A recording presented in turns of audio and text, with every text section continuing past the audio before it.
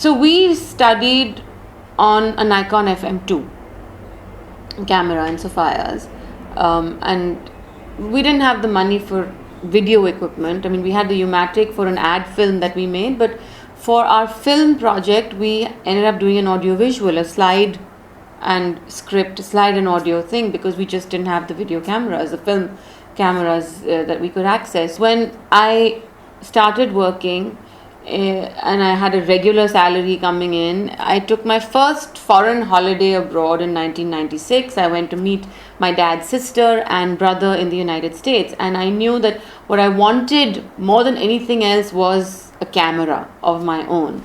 So I had done my research. I knew I wanted my FM2. I knew what lenses I wanted. I had to figure out how to gather the money for it, because you had to, your foreign exchange, you had to enter on your passport. You could only take out a certain amount of foreign exchange. There were limits. I think it was like some $250 or $300. I don't even remember what it was. And you were opening up insofar as you could start bringing back electronic equipment that was for personal use, but you had to declare it. And every time you took it out of the country, you had to enter it on your passports. The next time you brought it back in, no customs official would actually make you pay duty on it. And I have my old passport books that still have the entry of my FM2 on exit and re-entry. So things like that. Today we only do that for our really heavy video equipment. I can take out my laptop, my iPad, my still camera, my phone, my iPod, as many gadgets that I'm using for my personal use. I don't need to enter it on my passport. I walk in and walk out international airports across the world with it. So yeah, that was a very real change, that initially you were sort of conscious of declaring everything that you had. Now somebody, even if I go up to a customs officer and I say, sir, isko mujhe declare karna hai, he'll say, ye kya hai? It doesn't even register. It's only if it costs above a certain amount of money, etc., that you do those things. So yeah, in those ways, I mean, things have changed. That's just in terms of the equipment I use today. But I mean, life has changed in the smallest of ways. I work in a newsroom where children are born, the younger generation is born after 1991. They are completely at a loss when we talk about the 80s. They have no idea what we're talking about. Well, I think one of the things of liberalization is that it's been a great equalizer. And I'll go back to my own childhood as an example. I grew up in the 80s. We had a color TV after 1986 and a VHS tape player, recorder, VCR. We didn't have a VCP, we had a VCR, which meant we could record as well as play back. Late in the 80s, we had Star TV. We had one air conditioner in the house, so in the hot summer, all of us slept in my parents' bedroom. It was like a waiting room, railway station. Even if we had cousins visiting, everyone would troop in to the same bedroom. Today, at least amongst my world and my universe, my staff has cell phones.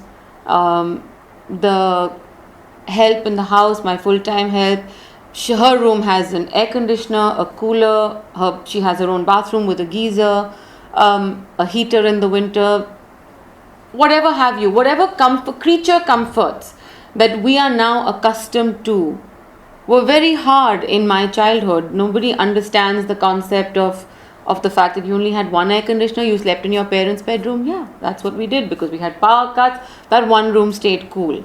There were no inverters, no generators. I mean, the list is endless. The only fast food to Delhi, fast food also was a relative term, was Nirula's pizza, and that was a treat.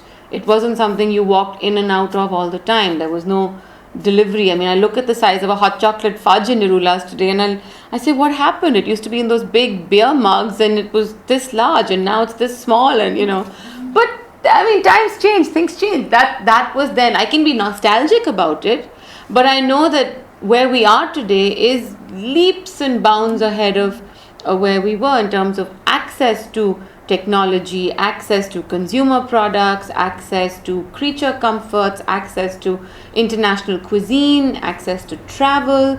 I mean, so much has changed. So, I mean, I really don't think there's anything been bad about liberalization.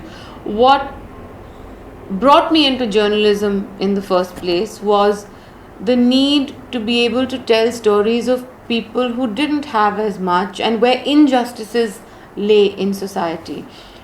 I don't think those injustices have necessarily shrunk, and I think that's the real problem.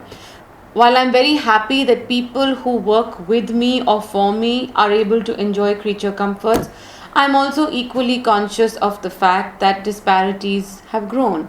You take a shopping mall in the city, for example.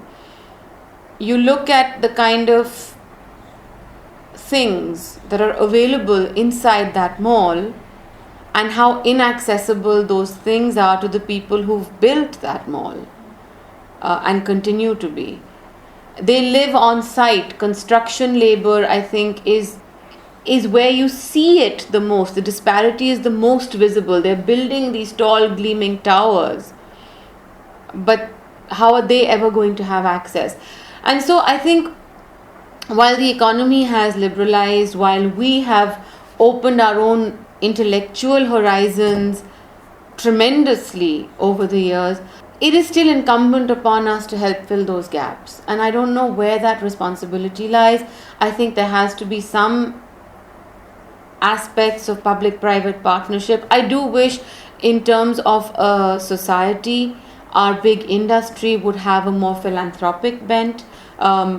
Whether it is, I mean, you're seeing that also slowly. You're seeing big business also try and fund the arts, try and fund education. But I wish there would be more of that.